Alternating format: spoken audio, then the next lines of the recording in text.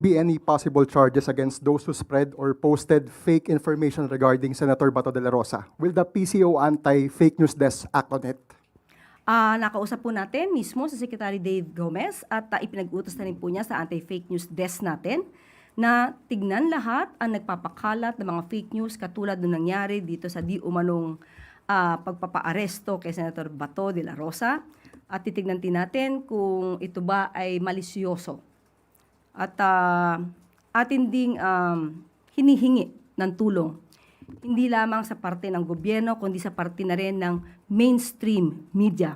Inaasahan po kayo ng gobyerno na makipagtulungan din po dahil kung alam natin na ang source ay walang kwentang source, siguro hindi po natin dapat na maging sanhi na rin tayo na ito ay makalat. Maraming salamat sa inyong tulong.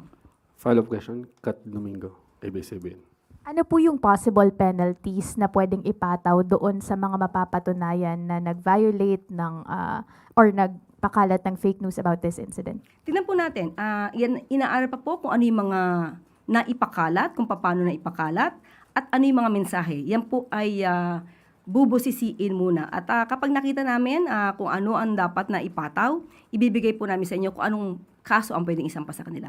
Pero hindi po ito tutulugan ng gobyerno. Lahat po ngayon ng fake news, hindi man ito, talagang pinatututukan na po ng PCO. Another follow-up, Maricel Alili, TV5. Yusek, just one quick. May idea na po ba tayo or at least hinala kung kanino nanggaling tong misleading information?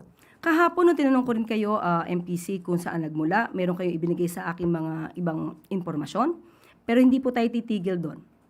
At tignan po natin. Kasi kung sila man nagsimula, pero meron syempre mga troll na nagpakalat nito. Sunod po na tanong, Ann Soberano, Bombo Radio. Ayusek, good afternoon po. Good afternoon na po. Kahapon po ang day 13 ng impeachment trial. Marami pong naibunyag ang testigong si Attorney Wamil.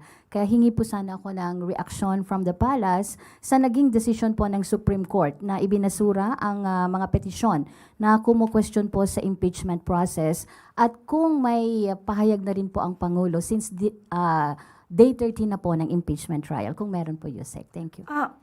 Patungkol po sa Supreme Court, nag-decision po sila na ibasura ang nasabing dalawang petisyon dahil ito ay naging moot dahil wala na nga sa kamay ng House of Representatives ang usapin at ito ay nasa Senado na bilang impeachment court. So nararapat lang po siguro ito ay ibasura. At alam din man po natin na ayon din sa House of Representatives ay tumugon sila kung ano ang isinasaad at sinasabi ng pinakahuling desisyon patungkol sa proseso ng impeachment proceedings. Patungkol doon sa kung ano ang reaksyon? Kung may reaction po si Pangulo, ma'am, sa day 13 ng impeachment trial, marami po kasing naibunyag yung testigong si Attorney Wamil. Personally, para po kay Pangulo ay hindi po siya magbibigay ng anumang komento patungkol dyan dahil ang nais lamang po niya talaga ay masunod ang proseso. Yun naman po lagi ang sinasabi ng Pangulo, masunod ang due process, masunod ang proseso, kung ano ang sinasabi ng batas. So kung ano yung sinasabi ng batas, kung ano yung sinasabi ng ebidensya, sana ay wag walisin, wag linisin, at pahinain ang katotohanan at lihisin ang kung ano ang sinasabi ng batas. Marami po kasing lumalabas sa impeachment ayon sa PCO na nag-aaktong mga lawyer na hindi dapat dahil dapat maging impartial, manatiling walang bias ang mga senator judges. So hindi po sila mandato na walisin ang katotohanan. So wag silang magdala ng walis sa Senado. Thank you, ma'am. Reaction din, ma'am, sa mga kritiko na politically motivated po ang naging desisyon ng Supreme Court. Lahat po na naaapektuhan, yan lagi ang sinasabi, politically motivated. So, siguro mas dapat i-level up nila ang kanilang diskurso para hindi sila nananatili sa pinakamababang diskurso or argumento na politically motivated. Follow-up question, Ivy Reyes, Bilyonario. Yusek, as a trial lawyer, sino po yung naobserbahan yung umaaktong, mga senator judge na umaaktong lawyer for the defense? Makikita natin sa hearing bilang trial lawyer, makikita natin sa hearing na meron ng sariling batas, merong proseso, pero yung proseso ay nililihis. Iniiba ang interpretasyon at hindi hinahayaan ang witness na magtapos ng kanilang sagot. Ang judge po kasi, sila po ay nagtatanong for clarification. Ang ibinabato nila ay clarificatory questions. Hindi po sila para mag-cross-examine ng witness. Hindi po sila dapat nakikipagdebate sa witness. Kasi ang mandato nila, kunin ang katotohanan para sa taong bayan, hindi para walisin ang batas, walisin ang dapat na malaman ng tao para lang pagtakpan ang kalokohan di umano ng iba. Another follow-up. Sige, go. Yusek, can we get any names? Napanood naman lang lahat ang impeachment trial. So, makikita niyo naman kung sino ang nagko-cross-examine ng mga judges sa Senado. Another follow-up, Kat Domingo, ABS-CBN. Undersecretary, based on the findings of the PCO and your observation, ano po yung most damaging or most biased statements from senator judges that you have heard throughout the impeachment trial? Na ang dapat managot lamang ay ang SDO. Nakalimutan na may head of agency.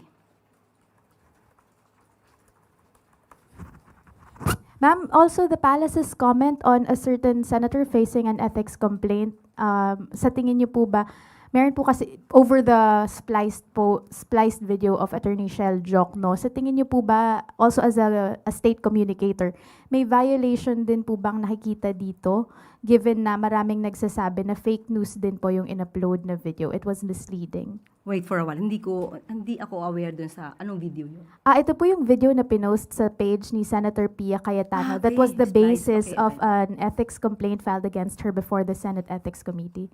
So, kung ano ang mensahe namin? And makakwalify din po ba to as a violation ng anti-fake news campaign ng Palasyo? Depende kasi ito sa motibo. Ang motibo ba ay para ibahin ang naratibo? Ang motibo ba na ito ay para ibaba ang dignidad ng ibang tao na nasa video? So, depende po ito sa mga motibo ng gumawa ng spliced video. Pero bilang lawyer, obligasyon ng mga lawyers na hindi magpakita ng fake news or mag-promote ng fake news. So, yung tanong, Erika Sinaking, Business World.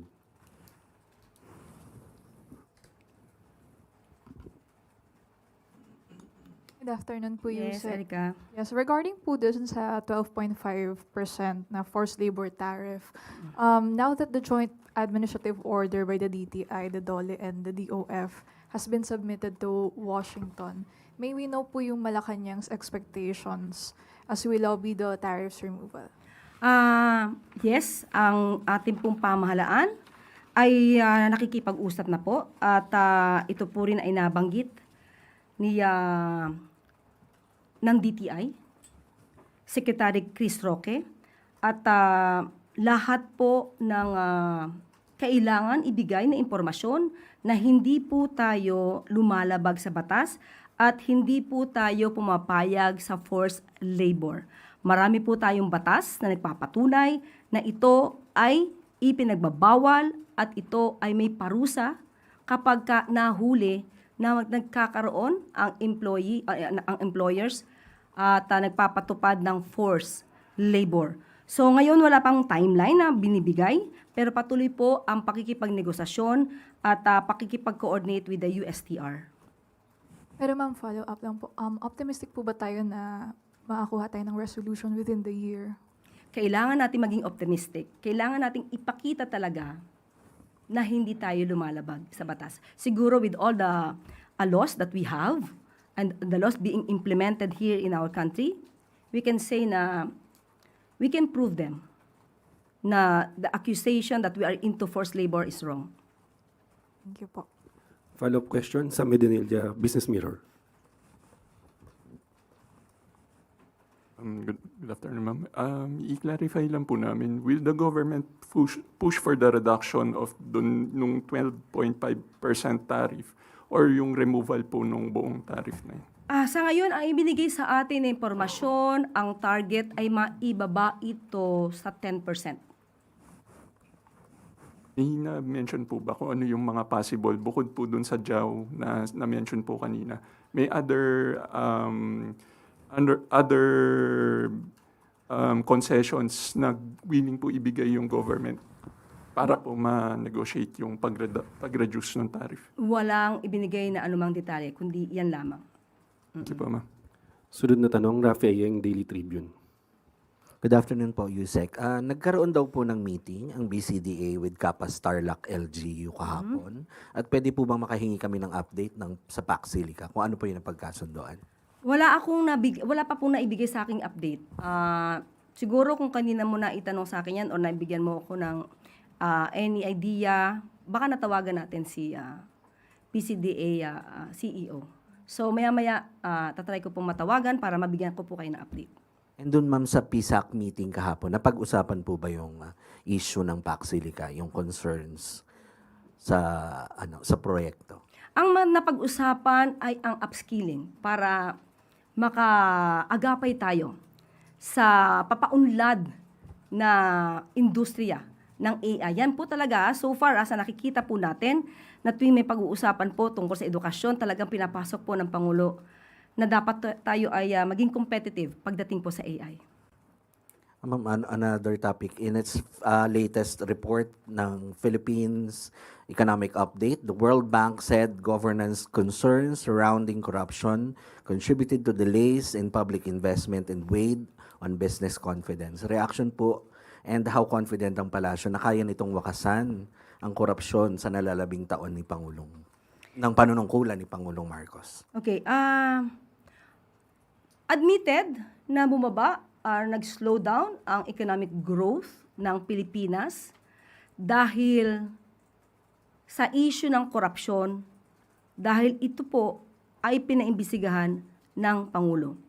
Nung pinaimbisigahan niya ay nakita natin ang lawak ng issue ng korupsyon at nag-ingat ang ating pamahalaan, ang administrasyon, sa paglabas ng pondo nung last quarter last year.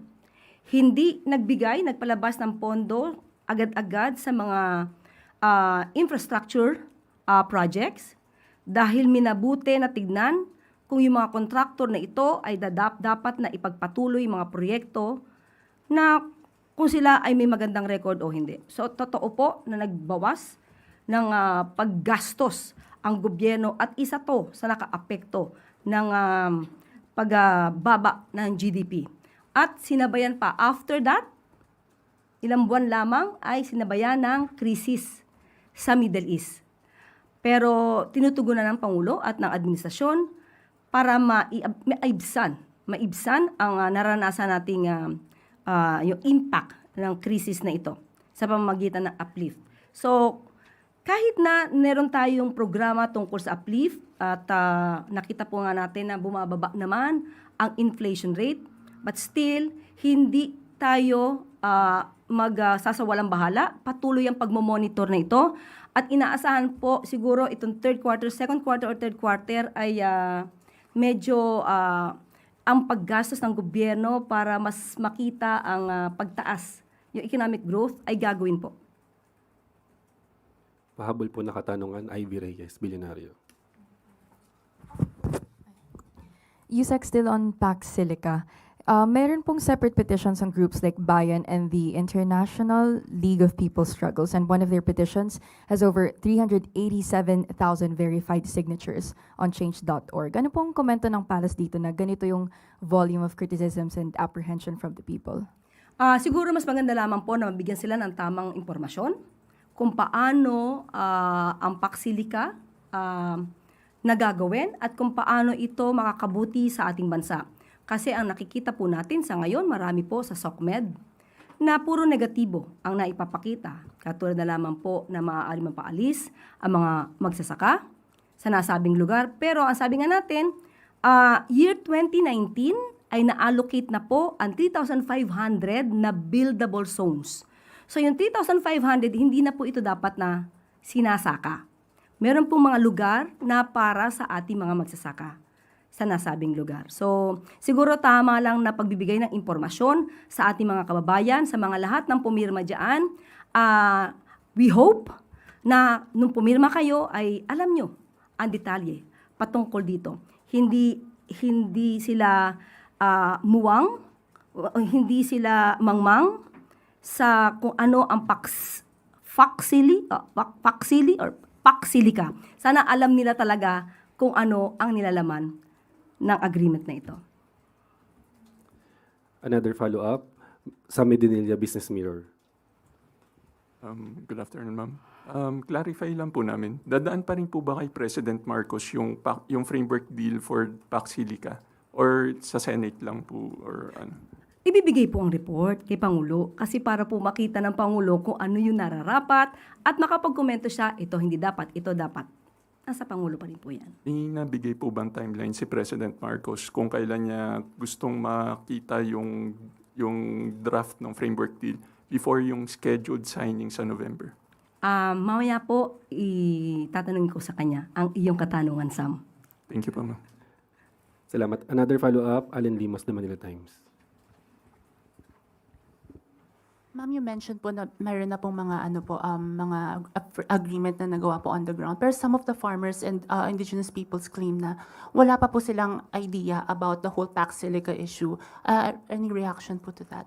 Kaya nga po, doon sa mga may concern, ngayon pa lamang po, dito sa briefing na ito, pinapanawagan na rin po natin kay BCDA CEO, Joshua Bingkang, na lahat ng concerns, lahat ng tao na may concerns patungkol sa Paxilica, kailangan po na mabigyan sila ng tamang impormasyon patungkol dito. Kasi mahirap po na sa SOCMED lang tayo titingin, kailangan manggagaling sa gobyerno at sa mga stakeholders para valid yung nakukuha nila mga impormasyon. So, ipagbibigay alam po natin kay BCDA CEO. Anyway, even before naman po, binanggit na natin, nung nagkaroon ng issue kay Mayor Tarlac, Kapas Mayor, ang issue na to. Salamat po. Wala na pong katanungan mula sa MPC. Balik na po sa iyo, Yusek. Maraming salamat. Hindi mapipigilan ang Pangulo sa pagtatrabaho kahit pa may bagyo. Nakatakdang pangunahan mamayang hapon ni Pangulong Ferdinand R. Marcos Jr. ang ika-4 na Legislative Executive Development Advisory Council o LEDAC meeting ng 20th Congress sa Malacanang. Inaasahang tatalakayin ang 24 priority LEDAC Common Legislative Agenda Bills para sa pagpasa bago ang katapusan ng June 2027. Kabilang sa mga priority bills ang Anti-Political Dynasty Law, Party List System Reform Act, People's Freedom of Information, Right to Information Act at amendments to the Bank Deposits Secrecy Law o ang BRIGHT Act. Prioridad din ng Pangulo ang Philippine Budgeting Code, promoting growth, revenue, and equity towards socio-economic sustainability o Progress Bill, at ang General Tax Amnesty, including estate tax amnesty. Nais din ng Pangulo na agad na maipasa ang Travel Tax Abolition, amendments to the Coconut Farmers and Industry Trust Fund Act, at ang amendments to the Fisheries Code. Kagaya ng nabanggit sa kanyang SONA, nais din ng Pangulo na gawing priority ang IPIRA amendments System Loss Abolition, ERC Strengthening, at Sariling Kuryente Act, maging ang Waste to Energy Bill o ang Waste Treatment Technology Act. Kabilang din ang pag-amyenda sa masustansyang pagkain para sa Batang Filipino Act o ang Expanded National Nutrition Program Act at ang Classroom Building Acceleration Program Act. Isinusulong din ng Pangulo ang amendments to the Government Assistance to Students and Teachers in Private Education o ang GASTE Act. Amendments to the Universal Access to Quality Tertiary Education Act. Presidential Merit Scholarship Program, National Coordinating Council for Education o ang NCCE Act. Amendments to the Anti-Online Sexual Abuse or Exploitation of Children and Anti-Child Sexual Abuse or Exploitation Materials Act o ang Child Online Safety and Protection Act. National Center for Geriatric Health Act, Assistance to Individuals in Crisis Situations o ang AICS Act. Amendments to the Pantawid Pampamilyang Pilipino Program o ang 4Ps Act. National Reintegration Law, Bagong Balikbayan Act, at ang amendments to the National Building Code. At bago tayo magtapos, good news sa mga kababayan natin na patuloy na nangangarap magkaroon ng sariling bahay. Ngayon na ang tamang panahon para mag-avail ng Pag-ibig Housing Loan, alinsunod sa mithiin ni Pangulong Ferdinand R. Marcos Jr. na gawing mas abot kamay ang pabahay para sa mga Pilipino. Pinababa na ang pag-ibig ang loan rates at pinalawak pa ang housing loan options na angkop sa inyong budget. Ibinaba na ang housing rates sa 4.5% sa first 3 years ng loan para sa house and lots na higit sa 950,000 pesos. Ang halaga at ang condo units na aabot sa higit 1.8 million hanggang 4.9 million pesos. Ginawa namang 5.75% ang promo rate para sa unang 3 taon ng housing loans na nagkakahalaga ng higit 4.9 million hanggang 10 million pesos. Sa tulong ng mas magaan na monthly payments, mas maginhawa na ang paglipat sa sarili mong tahanan. Para sa buong detalye, bumisita lamang sa kanilang website na pag-ibigfund.gov.ph. Hanggang December 31, 2026 lang ang promo hanggang kaya ngayon ay mag-apply na po kayo. Dahil sa bagong Pilipinas, abot kamay na ang disente at may dignidad na pabahay.